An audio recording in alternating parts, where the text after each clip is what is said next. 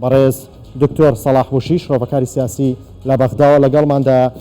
دکتۆر ئەم کاتتان باش، پێتان وایە موقتەدا سەدر بەو پەیامی ئەمڕۆی بەلایەنە سیاسیەکانی عێراقی وت چۆنم بوێت عێراق ئاوایە، ئەگەر یاری نەکەم تێکێدەم.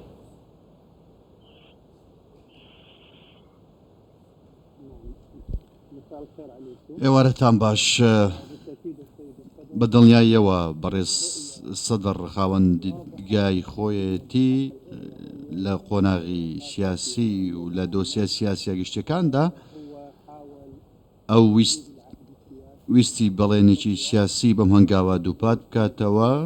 بەڕێز سەدر کە کەسایەتی خۆی کە توانیوێتی لە ململانی سیاسەکاندا ململانی سیاسی عێراقیدا پێگەی خۆی هەبێت، لە هەمان کاتدا ئەم دۆخەنێرێنیە کۆتایی پێبهێنێت کە ئەمەش پندێک بێ بۆ تەواوی لایەنەکان. بەڕێز سەدر لە هەمان کاتدا پەیامی خۆی گەیاندووە و بە هەمان شێوە بە ناونیشانی جیاواز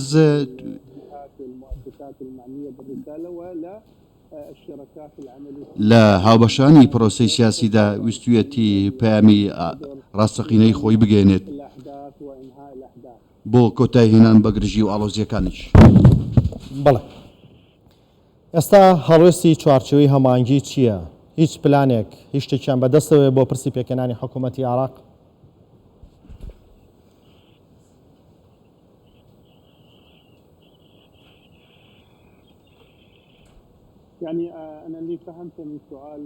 ئەوەی کە تێگەیشتم لە پرسیارەکەت سەبارەت بە چوارچێوەی هەماهەنگی خاوەن قەناعەتی خۆیەتی سەبارەت بە ڕەوتی سەدر قۆناغی ئێستا پێویستی بەچی هەیە؟ پێویستی بە یەخستنی کۆشەکان هەیە بۆ گەاندنی پەیامەکان و کۆتایهێنان. پێویستە لایەنە سیاسیەکان سازش لە نێوانیان بکەن بۆ ئەوەی کەوا دەرچن بە چالاکیەوە بۆ ئەوەی کۆتایی بە ململانەیە بهێنرێت. ڕەوتی سەدریش لە هەمان کاتدا ئەویش بە هەمان شێوە پێویستە هەڵوێستێکی جیاوازتری هەبێت و هەڵوێستێکی سیاسی جیاوازتری هەبێت بۆ ئەوەی کەوا ئەو کەشە سیاسی کە چەقبەستویەکە هەیە کۆتایی پێ بهێنرێت.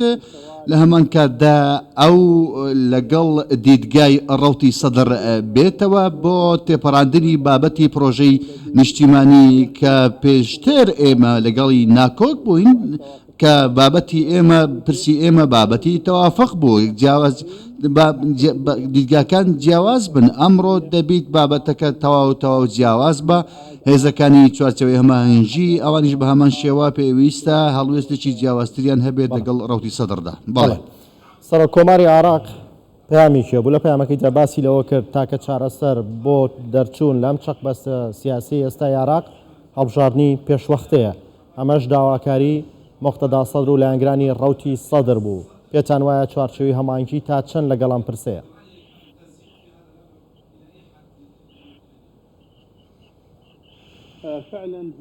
بەڵێ، بە دڵنیاییەوە هەڵبژاردننی پێشوەختە باشترین چارەسەرە بۆ کۆتاهێنان بە چەقچووی سیاسی و ململانەی سیاسی. لە هەمان کاتدا پێویستە ئێمە باز بە دوای سەقامگیری سیاسی و ئاشتەوایی کۆمەڵایەتیدا بگەڕێین بۆ ئەوەی ئامانجەکانی کۆمەڵگا بەدی بهێنی لەوانە ئاشتەوایەتیش کۆمەڵایەتی هەبێت. بۆیە جەخت لەسەر چی کراوەتەوە گوتارەکەی سەرۆک کۆمار و تەواوی لایەنە سیاسیەکان کە باسی عەقلانیەت دەکات بۆ ئەنجامدانی هەڵبژاردننی پێشوەختە. ئەمە باشترین و گرنگترین شتە ئەنجامدانی هەڵبژاردننی پێشوەختە. کاتێکەوە ناگەن بە ڕێکەوتن و پێکێنانی حکوومەت ئەوە پێویستە هەڵبژاردن دووبارە بکرێتەوە بۆ ئەوەی کەوە بنەماکانی پرۆسی سیاسی بەردەوام بێت.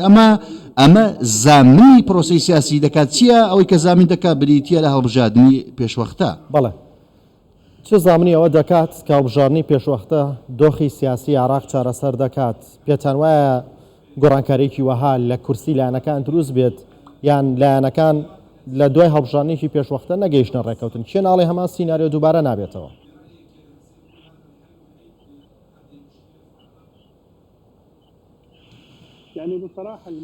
بەڕاشکاییەوە کێشەی بنچینەیە بریتە نەبوونی متمانە لە نێوان لایەنە سیاسیەکاندا نەبوونی متمانە کێشەیەکی سەرەکیە پێویستە ئێمە بەرەو قۆناغێکی سیاسی نوێ هەنگاو بنین پێویستە کە لایەنەکان لە نێو خۆیاندا جۆرێک لە متمانە بگەڕێننەوە خاڵێکی دیکە بابەتی پێکدادان پێویستە ئەمە دەستبەرداری ئەم خاڵە ببین جەماوەری عراقی لە هەمان کاتدا ئەم خاڵەی ناوێت پێویستە جۆرێک لە دیدگایکی گشتی هەبێت بۆ ئەوەی کەوە بتواندرێن هەموو لایەنەکان توارچەوەی هەماهەنگی لایەنەکانیش بەیەکەوە کار بکەن دوای ئەم پێکدادانەی کە ڕۆیدا لە لایەنی چوارچەوەی هەماهەنگی بێت یاخود ڕەوتی سەدر بێت دەرچوونی ڕەوتی سەدر لە پرۆسەی سیاسی ئەوەی کە دوێنێ شەو ڕۆیدا بۆ ئەوەی کە جارێکی دیکە ئەمە دووبارە نەبێتەوە ئەم دیمەنێکی زۆر نێرە نییە بۆ کۆمەلگەی عراقی و بۆ پرۆسەی سیاسی عراقیدا پێویستە بەڵێنی سیاسی واقعی ڕاستەقینە هەبێت کە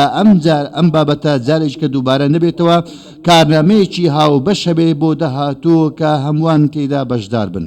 بەڵێ بەڕێز دکتۆر سەلاح بوشی شرۆڤەکاری سیاسی لە بەغدا و لەگەڵماندا بووی سپاس بۆ شرۆڤە و بەشداری بەڕێستە.